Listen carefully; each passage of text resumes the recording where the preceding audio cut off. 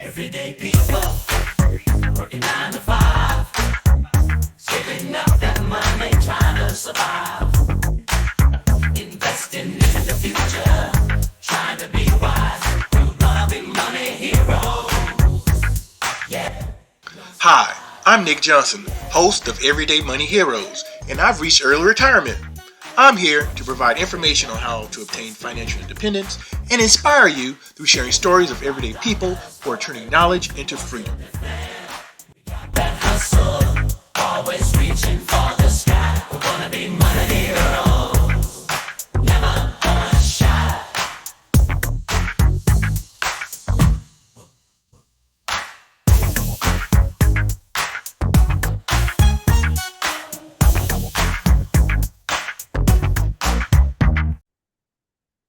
Hello, and welcome to Everyday Money Heroes, where we provide information and inspiration to people of all ages to take control of their financial journey. I am your host, Nick Johnson, and today we are going to discuss the third of the big three.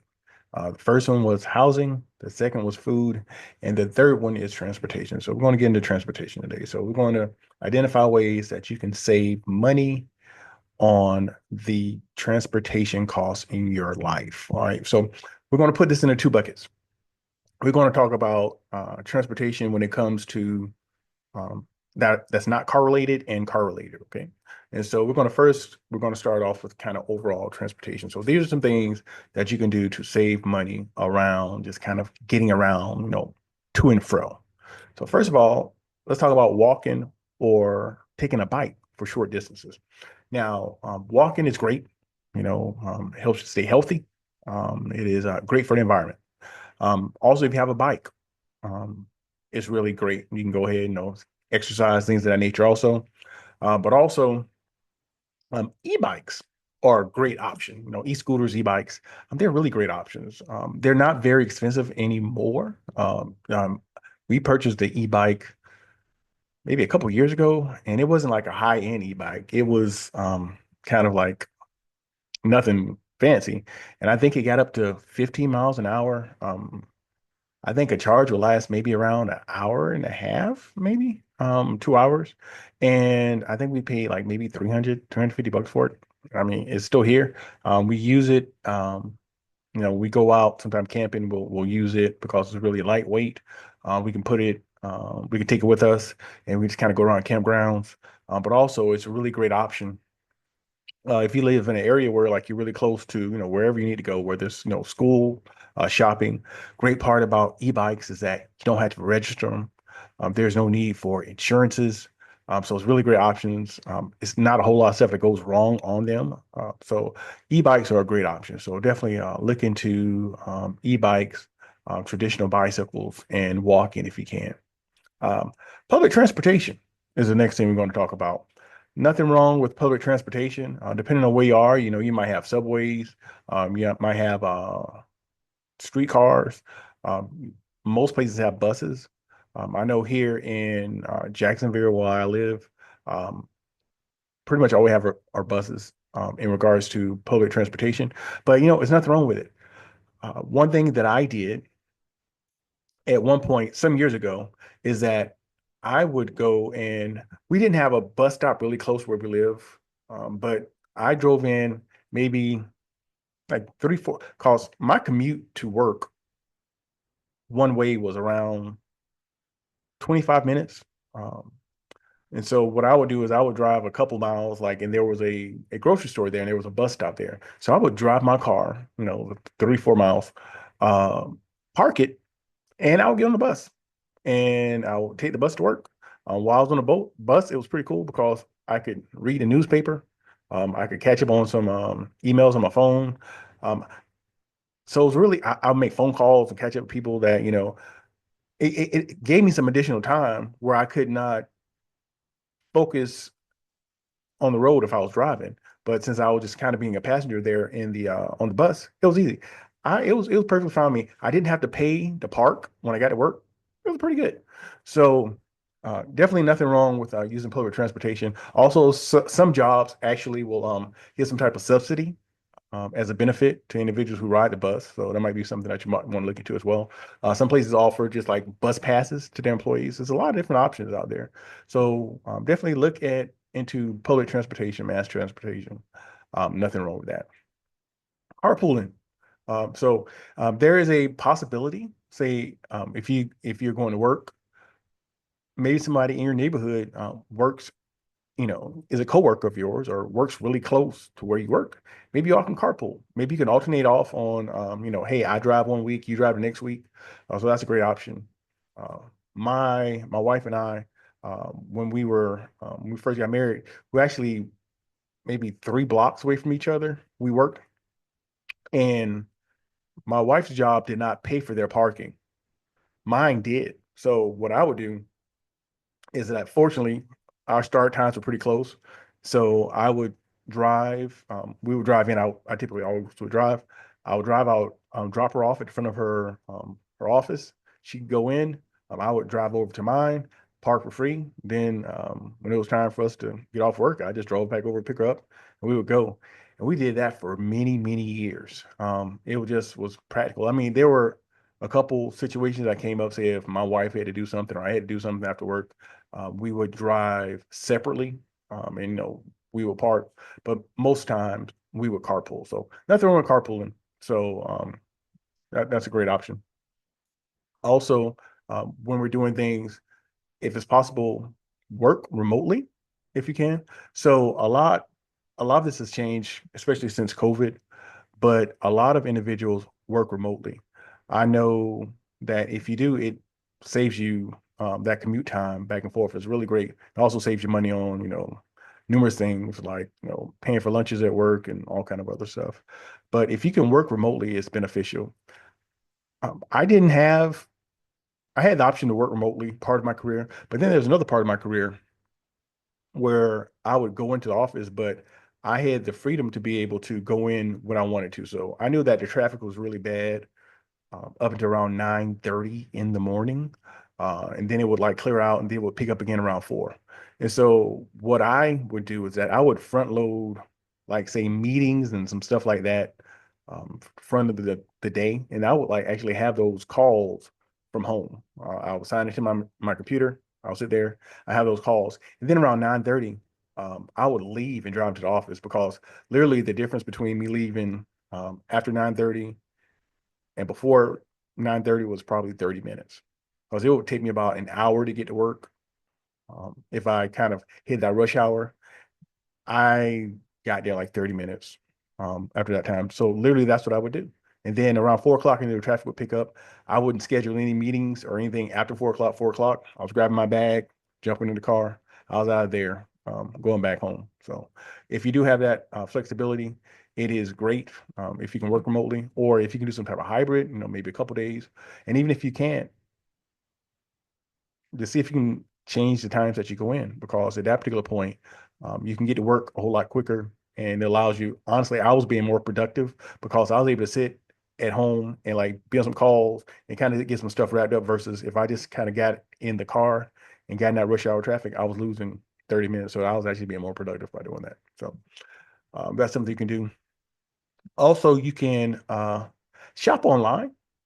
So I know depending if you got, one of the membership programs, like, a Walmart Plus or a Prime or whatever, sometimes it's just better if you're just going to get like one item or whatever.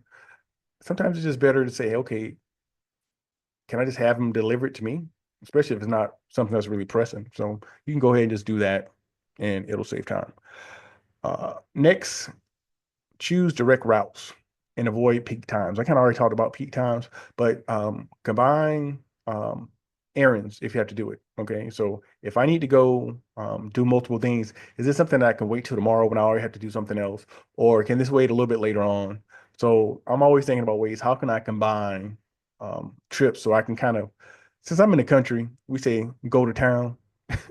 So I try to figure out ways I can like combine what I need to do. So I only got to go into town one time. So that's what we do there. So, okay. So those are kind of like the general things. Okay. And so we're going to talk about now cars.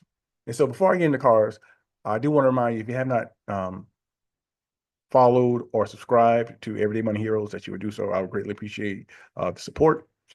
Give us a like, all that good stuff. Thank you so much. So let's talk about cars and what we can do. First of all, let's talk about our behaviors when we're actually driving.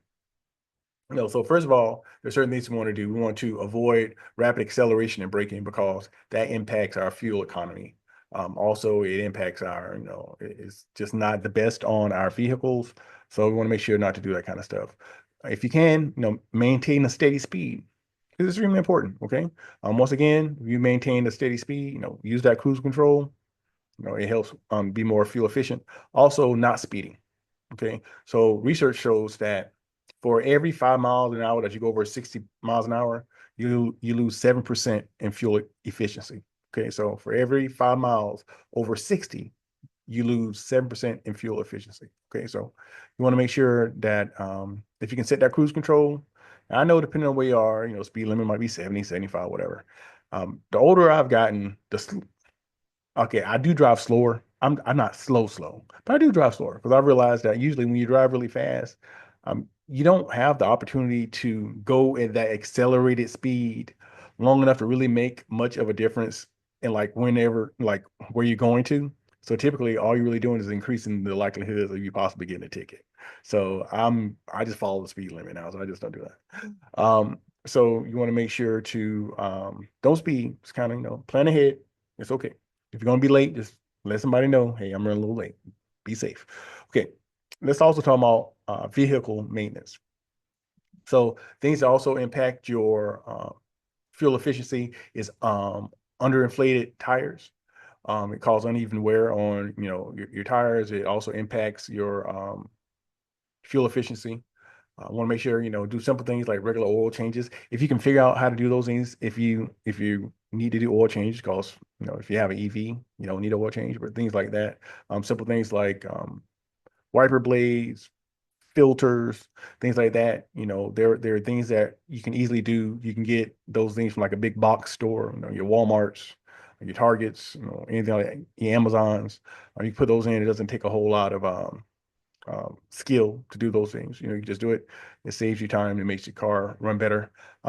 Minimize idling. That showed that if you can minimize the idle time of your car, it actually saves you gas. Newer vehicles right now, they tend to when you get a red lights and you just stop, they cut off anyway. So I don't really like that function because I've had cars in the past, and when I was at a red light and it stopped working, I freaked out. I'm kind of to the point where I'm used to it now because we have a newer vehicle and it does it. So I'm okay with it. I at least will do it if I'm getting kind of low. The tank is getting low and I'm trying to get to the gas station. I'm like, okay, I'll let it do it just to try to save some gas. So that's something that you want to do. Also, other things you want to do is consider fuel efficiency when you're getting a car. Just say, typically the larger the car or the larger the vehicle, the more fuel it's going to take. So, kind of keep that top of mind. Also, you want to think about the total cost of ownership. I think oftentimes uh, when we get vehicles, we don't think about the total cost of ownership. What is that? It is more than just acquiring the vehicle. It is, upkeep, everything that goes along with it. If something happens with a vehicle, it's a big difference between if you have to get an oil change in a Toyota Camry versus a Mercedes or a BMW or a Volvo. Those things just cost a little bit more. So just think about, okay, total cost of ownership. If I have to get a tune-up, an alignment, brakes done, so kind of think about that total cost of ownership when you're getting something. So be mindful of that.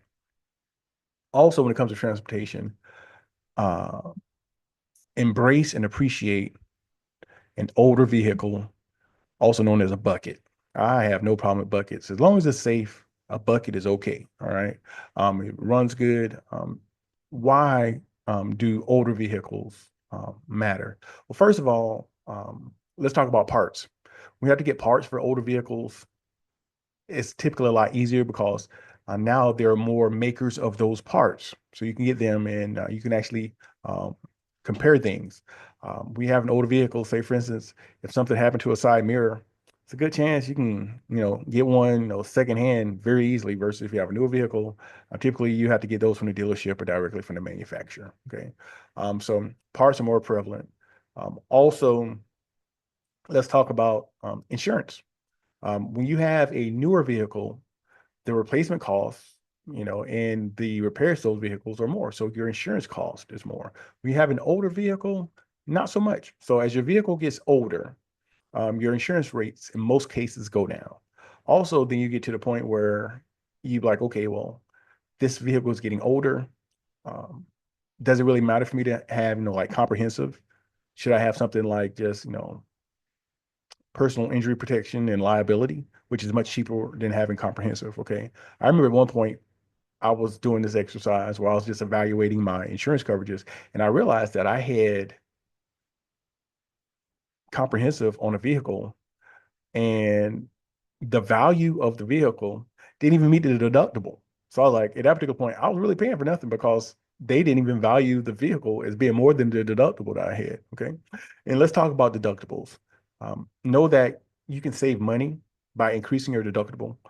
And so just kind of be mindful because some financial institutions, they'll say, okay, they have a minimum amount or a minimum, a maximum ceiling for your deductible. So some places will say, okay, you have to have full coverage insurance, and we won't allow you to have a deductible that's higher than $1,000. Okay, so keep that in mind. But I know personally on any vehicle now that I have, full coverage or comprehensive insurance for, I have a $2,000 deductible on it. Why? Because only time I'm going to use it is something has gone really bad. Okay, so having that lower deductible just really didn't make uh, it didn't when it came down to crunching numbers, it really didn't make much sense to me. So that's what it is. So we had the higher deductible. Depending on your state, certain things that are like covered automatically. Like for instance, I have a $2,000 deductible on the vehicles that I have full coverage on, but in the state of Florida, if your windshield is cracked or broken, they just have to fix it. It doesn't, if you got full coverage insurance. And so that's something that, I'm not that concerned about. Like, so somehow we've had like two or three windshields we've had to get fixed, which is weird, but that's where it goes there. Um, so keep it in mind, transportation costs, it can be high because those payments, especially if you're financing it, be really high. Used vehicles are, see, 2025 experience said that they were $525 a month. For new vehicles, $742.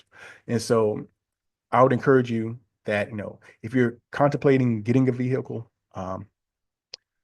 is it, can you save up that money in preparation for that? Can you just know a little bit every month, to the side so you can make that kind of larger cash payment to get something and that doesn't have any monthly payments? Also, once you get that vehicle paid off, nothing drives better than a paid off vehicle. I can tell you that much.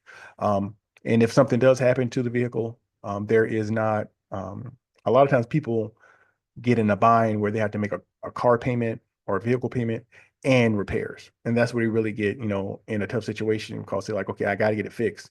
But then they fall behind on the payment. So you don't want to do that. Okay. And so just kind of be mindful of that. That's why we talk about having, emergency funds and things like that. So transportation, be strategic about it, be intentional. Remember that, our cars are there to provide us a service, and that is to go where we need to and back in a very safe fashion. So that should be the primary thing that we're looking for. That want to make sure it's safe and that it gets us where we need to go to. So extremely important. So that being said, this is it on the transportation bucket. So like I said, we had the big three. We had housing, food, and the third one is transportation. I will link those videos below if you haven't had the opportunity to see those videos because I'll provide some tips there as well. If you have not, once again, I'll ask you to share this with a friend. Um, have some dialogue with me down in the comment. I'm going to sign off here. I'm Nick Johnson. I'm going to remind you to trust the process. Have a great day.